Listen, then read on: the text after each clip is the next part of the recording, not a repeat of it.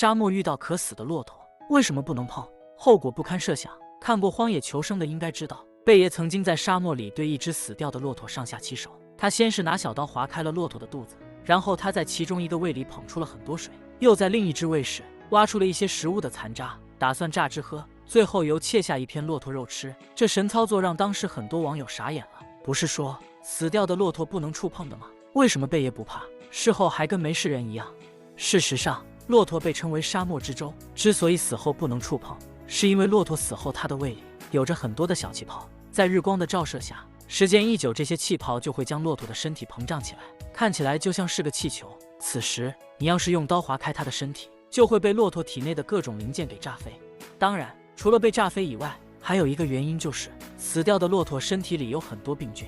由于死去骆驼的主机已报废，而骆驼用来储水的胃里有很多杂质不能被分解出去，在里面就会生出很多病菌。人一旦喝了这水，那威力肯定是比红伞伞白杆杆还上头。至于贝爷为啥吃了没事，这只是节目效果罢了。节目组找了一只较为新鲜和安全的骆驼用来拍摄，自然就不会出现这种情况。当然，假如你去沙漠旅游，看到死掉的骆驼，那可千万不要去碰，一不小心就会躺板板。骆驼为什么没有天敌？其实骆驼也是有天敌的，它的对手就是狼。狼作为和猿人同时期存在的物种，它们的生存技能不容小觑。在我国新疆的塔里木沙漠就居住着很多的狼。由于狼是群居性动物，当它们碰上骆驼时，这些狼就会群起而上，通常目标很明确，那就是专抓老弱病残孕。在追捕食物时，狼的速度往往可以达到每小时57公里，这速度相当于小汽车在城市正常的行驶。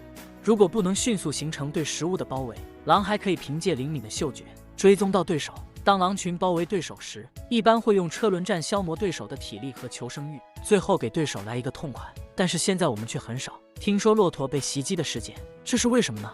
要知道，在沙漠里居住的动物只有老鼠、蛇等小体型的动物，由于资源的匮乏，荒漠很难为肉食类动物提供生活所需的食物，这也导致骆驼没什么威胁。唯一的意外就是狼群了。但是骆驼曾经的数量多达上百万头，因为总是不被人重视，现如今数量大幅度减少，于是人们就将它们保护了起来，狼群也就没有机会猎杀它们了。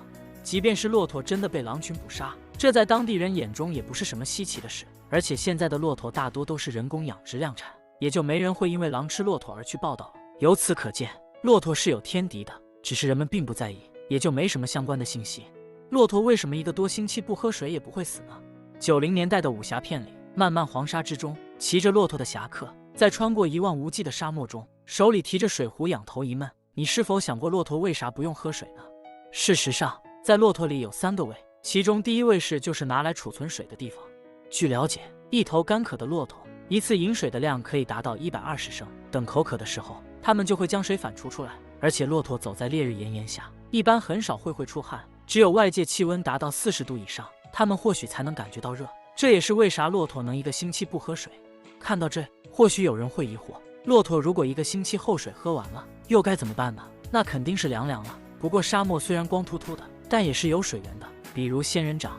仙人掌大都生长在干旱的地区，为了增强自己的锁水性，它们将叶片进化出了很多刺。除了这些刺以外，仙人掌内部还藏着很多毒碱，这些毒碱可以让人或者动物的神经系统产生一种麻痹等症状。不过骆驼可不怕，在骆驼的体内有一种与之抗衡的细胞物质，这种物质能够分解这些毒素，而且骆驼的嘴巴有很多防护肉刺，可以让它们吃仙人掌的刺，就跟吃薯片一样嘎嘣脆。综上所述，为了生存，骆驼就必须找到含水量高的食物，而仙人掌就是首选了。可见在自然界，每种动物都有自己的生存方式，在此也不得不感叹大自然的神奇之处。好了，今天的视频到这里就结束了。如果喜欢本期视频的话，点赞3连。对此大家有什么看法呢？欢迎积极留言评论。